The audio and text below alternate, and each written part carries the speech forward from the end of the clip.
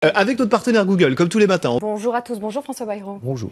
Quand la gauche va vers la droite et quand la droite va vers l'extrême droite, ça devient difficile de rester au centre? Pas du tout. Lorsque vous avez une certitude sur l'avenir du pays, c'est très facile de la défendre. Alors c'est vrai qu'on est dans un temps où il y a des dérives dans tous les sens, où plus personne ne s'y retrouve et où on essaie d'obséder le pays autour de questions.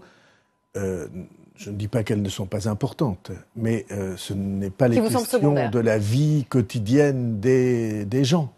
La vie quotidienne des gens, c'est la difficulté avec le travail, la difficulté avec les fins de mois, la difficulté avec l'école. Ça, c'est la vie quotidienne des gens. Vous faites partie de ces Français qui ont voté François Hollande en 2012 et qui sont prêts à soutenir Alain Juppé en 2017. En quoi François Hollande vous a-t-il le plus déçu, vous ? Beaucoup de choses. François Hollande n'a jamais pris la dimension de la fonction présidentielle pendant les 4 années qui viennent de s'écouler. Il faut être juste, il a été tout à fait à la hauteur lorsqu'il s'est agi, par exemple, d'intervenir au Mali. Il a là pris les décisions et c'était bien qu'il les prenne. Mais pour ce qui est de la vie du pays, des orientations qu'on lui donne, du cap qu'il faut suivre, il n'a jamais su se définir clairement et définir avec les Français où l'on allait, et il s'est constamment comporté comme le premier secrétaire du Parti socialiste qui essaie de faire des accords et des compromis entre les différents courants du Parti socialiste les plus éloignés de la réalité. Il n'a jamais su trancher dans le vif. Et les Français le sentent très très bien. Je crois que c'est pour cette raison qu'il est dans la situation d'opinion qu'on connaît. Vous soutenez Alain Juppé, c'est la solidarité du Grand Sud-Ouest qui vous unit ou c'est la peur de revoir Nicolas Sarkozy président ? Non, il y a peut-être de ça. Il y a peut-être du fait que nous venons des mêmes régions, que nous avons suivi des parcours qui se ressemblent un peu dans les études, dans l'enracinement, dans une mairie. Vous savez, Bordeaux était la première ville de l'Aquitaine, Pau était la deuxième. Donc, et aussi la peur de voir Nicolas Sarkozy revenir président. Je dirais pas. Moi, j'ai aucune peur, en aucune manière. C'est la démocratie, et la démocratie impose que l'on défende ses idées et ses convictions. Et entre Alain Juppé et Nicolas Sarkozy, il y a des options absolument différentes. Vous le voyez bien tous les jours. Nicolas Sarkozy a choisi de rechercher le succès électoral par la division du pays, en obsédant les Français sur l'origine, sur les Gaulois, la religion, sur l'identité, sur les ancêtres. Alain Juppé parle de nullité de débat politique ce matin. Je crois que le mot est juste. Le débat politique désespérant où l'on fait croire aux gens que c'est dans l'origine des êtres humains que se trouve leur avenir. Eh bien, je suis évidemment, comme beaucoup, très en réserve ou en réticence par rapport à ce choix. Dans la famille Nos ancêtres les Gaulois, vous vous situez où ? Ah non, mais moi j'ai des ancêtres qui sont plutôt des Visigoths, donc voilà, parce que au pied des Pyrénées, les Béarnais, il y a comme ça une identité très forte. Mais vous voyez bien ce que ça signifie. Ça signifie que pour définir l'identité de la France, à condition qu'il y ait besoin de le faire. Pour définir l'identité de la France, on ne regarde pas vers l'avenir, on regarde vers l'origine. Et ça devient une obsession. Vous n'êtes pas membre du peuple français parce que vous avez gardé le souvenir de vos origines. C'est d'une stupidité crasse et c'est surtout complètement régressif. Il y a là les médecins diraient une névrose. Vous pensez que Nicolas Sarkozy est névrosé ? Qui touche à l'origine. Non, Nicolas Sarkozy, il sait très bien ce qu'il fait. Il cherche des voix pour la primaire. Vous savez, le jugement que je porte sur la primaire, qui n'est pas un jugement très positif.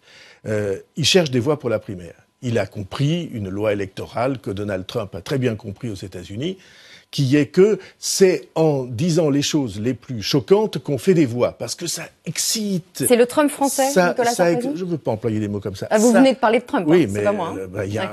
Il il y a évidemment un parallélisme, mais vous voyez bien, ça excite ce que les gens ont en eux de rancœur, de colère rentrée, et ils pensent que c'est avec ces sentiments-là qu'il va gagner la primaire. Donc c'est une démarche électorale, et je trouve que c'est une démarche qui ne sert pas l'avenir du pays. Vous soutenez Alain Juppé, mais vous n'irez pas voter à la primaire. C'est un demi-soutien ? Non, pas du tout. C'est un soutien complet par tous mes amis, mais si j'allais responsable politique, si j'allais voter à la primaire, ça veut dire que à l'avance, j'en accepterais le résultat. Or, il se trouve que j'accepte ou je soutiens. Vous pouvez soutenir Alain Juppé et regretter que ce soit Nicolas Sarkozy qui soit vainqueur et ensuite y aller. Ah non, mais non ça serait invivable, vous comprenez bien. Donc, quand vous êtes un responsable politique, alors après, si vous êtes un simple citoyen, vous avez votre liberté, puisque, comme vous savez, il n'y a pas en France de mandat impératif. Mais le choix qui est le mien est en effet de dire, si Alain Juppé est choisi par la primaire, je le soutiendrai. Je lui apporterai mon aide et je ferai en sorte qu'il soit élu. Et si Nicolas Sarkozy gagne, là vous irez. Et si Nicolas Sarkozy gagne, je prendrai mes responsabilités. Donc vous irez. Et donc nous en parlerons ensemble. Une candidature pourrait réduire considérablement votre espace politique. Emmanuel Macron, alors vous lui envoyez un direct du droit. Macron est le candidat des forces de l'argent. Vous voyez bien. Il crée la zizanie chez les centristes. Jean-Christophe Lagarde, le patron de l'UDI, lui a tendu la main et vous avez dit, tant que je serai là, il n'y aura pas d'OPA sur le centre. Eh bien, c'est exactement ça. Ouais. Le centre est une famille politique qui a une vision originale de l'avenir et qui a, depuis l'élection de François Hollande, notamment mise en cause la politique économique qui a été suivie et qui donne les résultats désastreux que l'on sait aujourd'hui. Or, l'inspirateur de la politique économique pendant les 2 premières années et le responsable direct au ministère de l'économie pendant les 2 années suivantes, c'est M. Macron.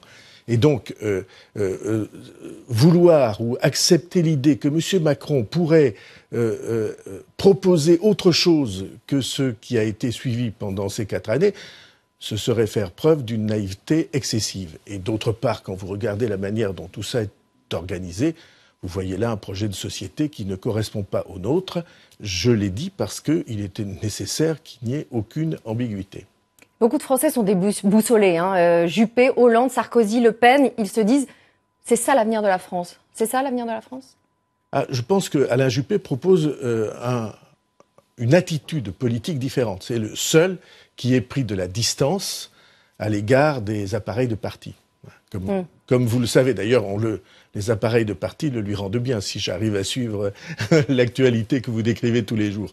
Et donc, il a pris de la distance. Et c'est parce qu'il a pris cette distance qu'il peut proposer une démarche de rassemblement. Ce qui, pour moi, est vital pour l'avenir de la France. Le MoDem fait sa rentrée à Guidel dans le Morbihan ce week-end. Dans le dernier baromètre Paris Match, vous êtes 2e personnalité préférée des Français, juste derrière Alain Juppé. Mais sur qui vous appuyez si vous êtes candidat à la présidentielle? C'est ce qu'on se demande tous. Vous avez votre parti, certes, mais vous avez une équipe soudée, moins de troupes. Jean Lassalle, qui vous était très fidèle, fait cavalier seul. Est-ce que être libre, comme vous le dites toujours, c'est être seul un peu aussi? Sûrement pas. Parce que les enquêtes que vous venez de citer, c'est vous qui les avez citées, montrent qu'il y a un très fort soutien dans l'opinion publique française à une proposition politique différente de celle des 2 partis qui exercent le pouvoir depuis Mais l'interrogation, c'est plus sur vos troupes, ans. sur le nombre de personnes qui peuvent vous entourer. L'équipe de soutien de cette volonté pour le pays, elle existe, elle est plus soudée qu'aucune autre équipe, et dans l'opinion publique ou parmi les élus, elle est forte.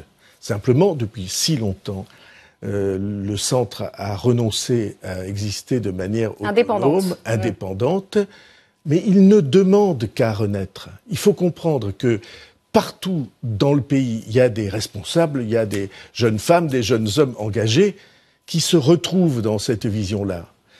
Et je dis, ce centre existera et il gouvernera la France le jour où il acceptera d'être uni et indépendant. Il y a du boulot. D'oublier... Non, il n'y a pas tant de boulot Non. que ça. Non, il n'y a pas tant de boulot que ça. Aujourd'hui, la plupart de ces responsables se retrouvent autour d'Alain Juppé. Ils reconnaissent là une possibilité, une compatibilité pour changer la vie politique française. Et ils sont prêts à le faire en tout état de cause. C'est une force. Simplement, c'est une force qui ne s'est pas révélée depuis longtemps. Eh bien, s'il le fallait, on la révélerait. Jacques Chirac est toujours hospitalisé. Vous avez été son ministre de l'Éducation nationale et de l'Enseignement supérieur pendant 2 ans, de 95 à 97. Vous avez tous, les politiques, une vie politique qui a été liée à Jacques Chirac, soit en opposition, et c'est plutôt votre cas, soit en soutien, en alliance.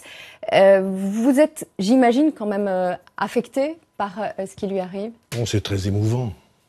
Vous voyez cet homme qui a été une force qui va, comme dit le poète, qui a été quelqu'un à renverser les obstacles, qui a occupé les plus hautes fonctions, qui a été sous le feu des projecteurs pendant 30 ans, et qui, tout d'un coup, se retrouve dans la fragilité d'un homme malade et d'un temps qui est un temps d'inquiétude. Alors c'est évidemment très émouvant, et toute sa famille est prise dans ce maelstrom.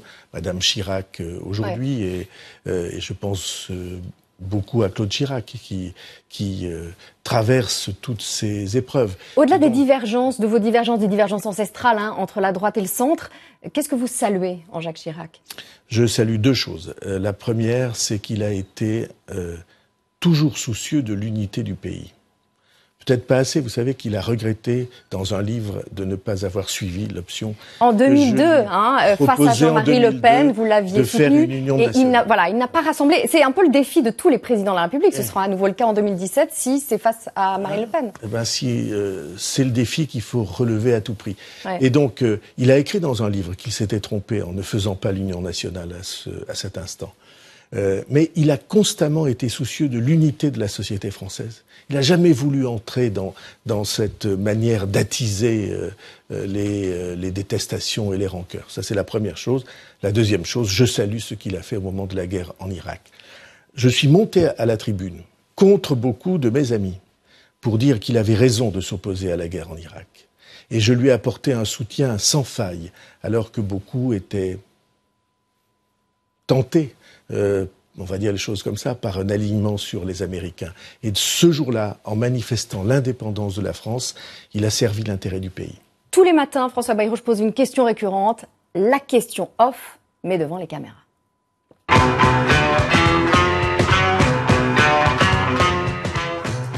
C'est off. Entre nous, votre vice-président, le vice-président du MoDem, Robert Rochefort, a été récemment interpellé pour exhibition sexuelle dans un magasin de bricolage. Vous l'avez aussitôt exclu. Ça fait mauvais genre, non?